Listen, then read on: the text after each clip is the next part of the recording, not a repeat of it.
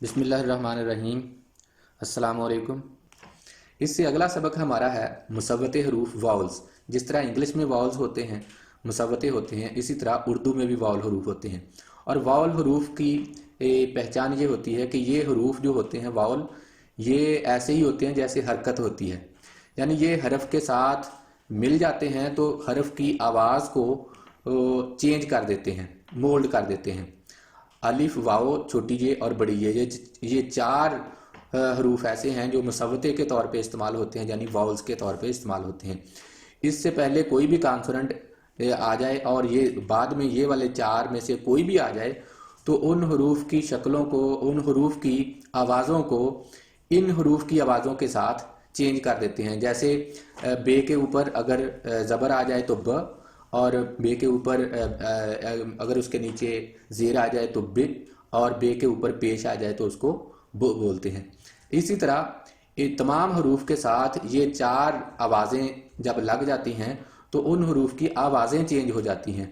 इन हरूफ की ये जो हैं, इनमें से तीन हरूफ वाओ, छोटी ये और बड़ी ये कॉन्सोनेंट के तौर पे भी आते हैं। अगर ये शुरू में आ जाएं तीनों हरूफ और अलिफ भी सॉरी ये तीनों हरूफ वाओ, छोटी ये और बड़ी ये अगर किसी हरफ के शुरू में आ जाएं तो फिर इनकी कॉन्सोनेंट आवाज़ आती है व, य।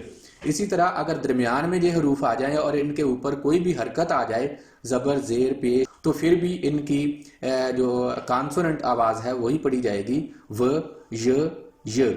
और अगर ये बाद में आए किसी हरफ के और या एंड पे आए तो फिर इनकी आवाज़ चेंज हो जाती है। और इनकी आवाज़ क्या है?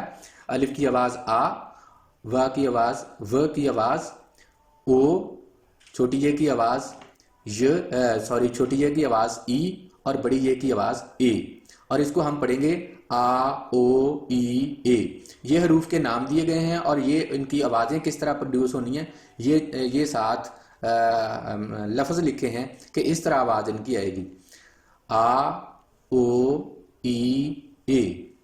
दोबारा से फिर इसको दोहराते हैं आ, ओ, ई, ए, आ, ओ, ई, ए।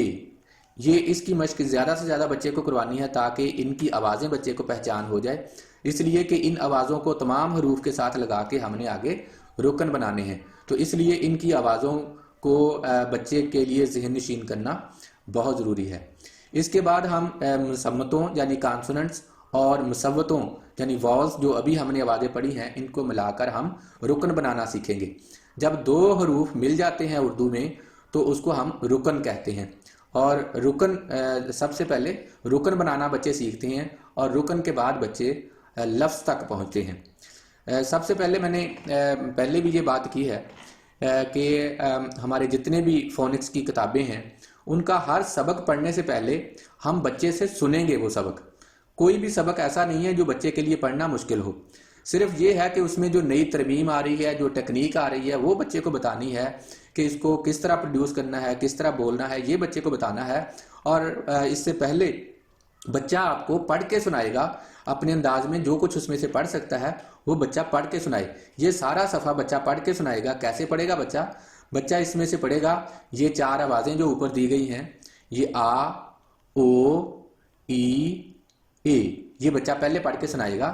अगर बच्चा यहाँ से आ, ओ, ई और ए की आवाज़ भी नहीं पढ़ सकता तो इसका मतलब अभी बच्चे का जो पिछला सबक है वो अभी कमज़ोर है, वो अभी ज़हन नशीन नहीं हुआ। तो बच्चे को अभी पिछले सबक पे ही रखें। और इसमें से बच्चा पढ़ेगा आ, ओ, ई, ए। और इससे आगे जो सबक है इसको बच्चा इस तरह पढ़ेगा। बच्चे से ही सुनना है अभी हमने।